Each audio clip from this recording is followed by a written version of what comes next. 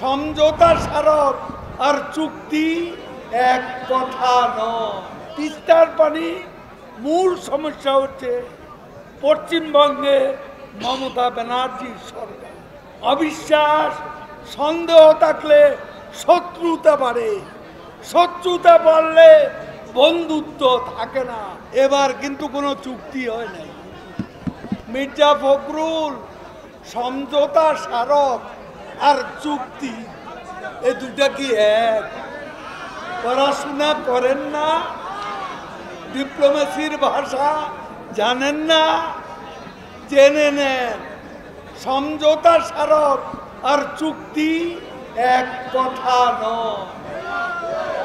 আমরা মালয়েশিয়ার সাথে পদ্মা সেতুর জন্য সমঝোতা স্মারক করেছিলাম, কিন্তু পদ্মা সেতু পরবর্তীতে নিজের টাকায় করেছি।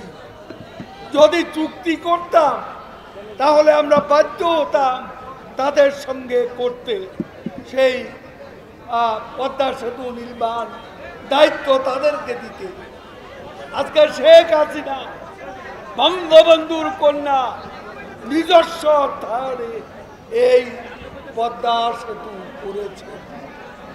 অবিশ্বাস সন্দেহ থাকলে শত্রুতা বাড়ে, শত্রুতা বাড়লে বন্ধুত্ব থাকে না।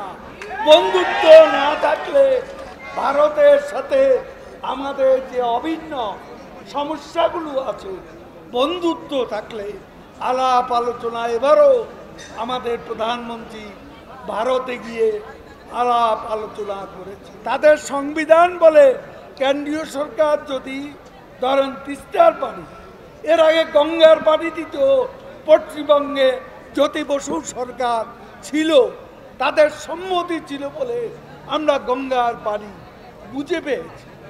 এটাও আপনাদের জানা দরকার। তিস্তার পানি মূল সমস্যা হচ্ছে পশ্চিমবঙ্গে মমতা ব্যানার্জির সরকার।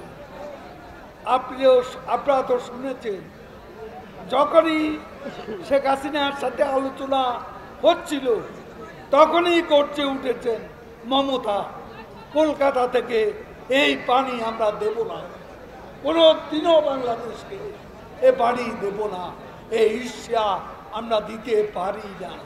কি আপনারা শুনেন নাই? এখানে একটা সমস্যা।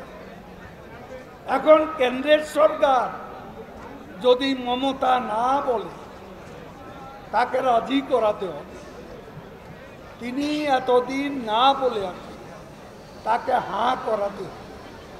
তা না হলে ভারতের সংবিধানে আমরা অ্যালাউ করে না যে আমাদের সাথে ভারত সরকার তাদের রাজ্যকে বাদ দিয়ে চুক্তি করবে, এই সুযোগ নেই। তাহলে বলতে পারেন গঙ্গা কেন হল? গঙ্গায় পশ্চিমবঙ্গে সরকার প্রধান ছিলেন জ্যোতি বসু। জ্যোতি বসু পশ্চিমবঙ্গে তার সম্মতি ছিল, সে কারণে গঙ্গা নদীর পানি চুক্তি আমরা সহজে করতে পেরেছি।